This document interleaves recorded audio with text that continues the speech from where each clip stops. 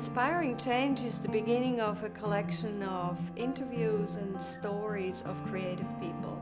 I've always been fascinated by what makes people follow through with their creative ideas, hang on to those sparks of ideas, and follow through all the way to the final stage.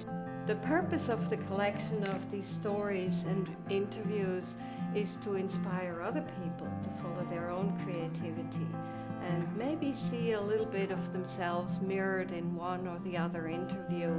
Inspiring change. Your mind is incredible, and it's incredible what it can do. You can have an addiction, you can be mentally ill, you can have a number of challenges, but there's still so much in your mind left to grasp, and there's endless inspiration. Wanting to make something of myself, wanting to achieve, wanting to feel good about who I am in the world, wanting to feel like a good person, wanting to feel like a skilled or talented person. I think a lot of it is about that sort of self-concept.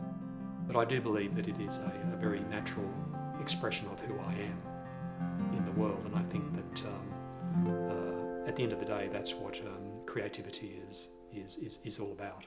Really, it's about being yourself and being honest to yourself and authentic.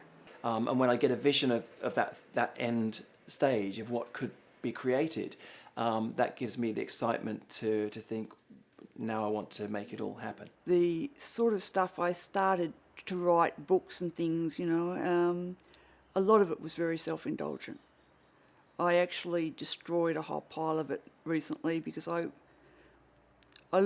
went back and looked at a few pieces, and I thought, now if I died tomorrow and someone came and cleaned out my house, do I really want this sitting here as a reflection of myself as a writer? It is an inner conversation. In that process, what's inside and how it manifests outside become to some extent unified. I know that feeling of having worked through the doldrums of writing and arranging and producing and pushed through it and getting to the point where I've actually got something that I listen back to on the speakers and go, yes, wow. And that's an altered state. That's a place that I love to be. I plan on being 75, 80 years old and look back and see a number of books on my shelf with my name on them. And hopefully, it's not Wuthering Heights, but hopefully it's good work. If you want to show your work to people and they say, oh, that makes me very confronted, I find that difficult to deal with, that's fine, that's their thing. But you're having an effect.